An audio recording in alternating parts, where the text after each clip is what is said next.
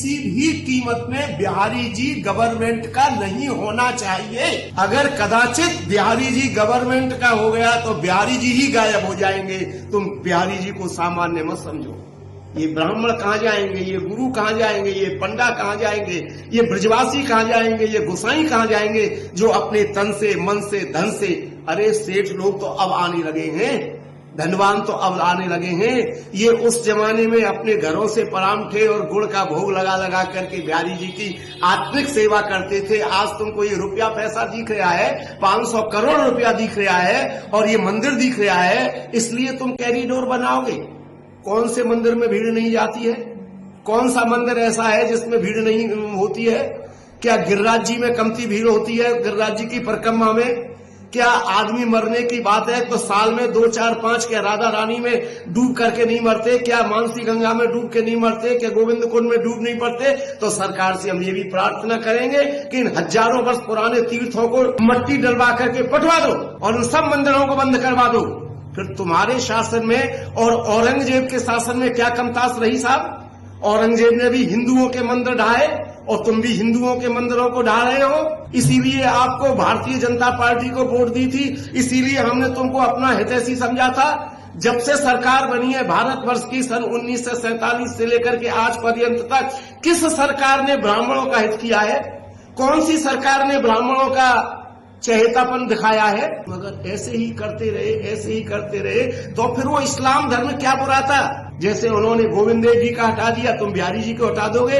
हम आपसे कुछ कह नहीं सकते, लेकिन आपके हाथ जोड़ सकते हैं, आपके गिड़गिड़ा सकते हैं, अपने प्राणों को दाह कर सकते हैं।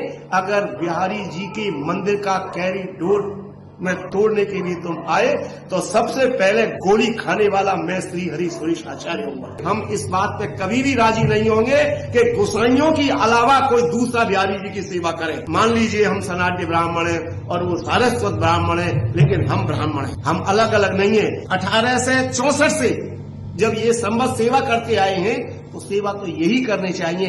तुम इसको गवर्नमेंट का बनाओगे, दुनिया भर के लोग इस्कॉन वाले इतने वो हैं कि वो सब घुस जाएंगे इसमें। गवर्नमेंट को खरीद करके तुमको इतना दे देंगे कि तुम आप प्लावित हो जाओगे और ये अंग्रेज इस्लामिक ये उसकी पूजा करेंगे। ऐसा कभी नहीं हो सकता है, कभी नहीं हो सकता। अगर ऐसा किया तो तुम भी ध्यान कर लेना।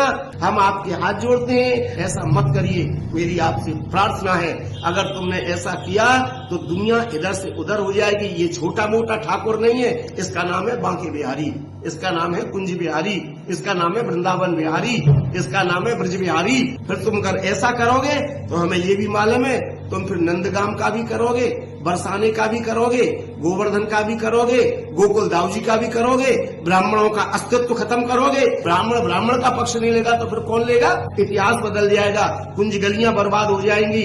यहाँ पर मोर तो है ही नहीं है, यहाँ तोता तो है ही नहीं है, यहाँ सुख तो है ही नहीं है, गायों में डंडा पड़ रहे हैं। क्या इसी बात का वृंदावन है ये?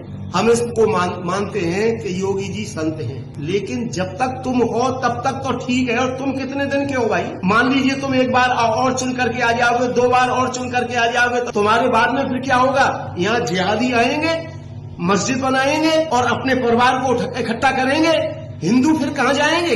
अगर हिंदुत्व की बात करते हो तो ये पूरा ही वृंदावन बिहारी जी का है, पूरा ही वृंदावन ब्रज है, गोवर्धनम वृंदावनम यमुना फुलरानी च।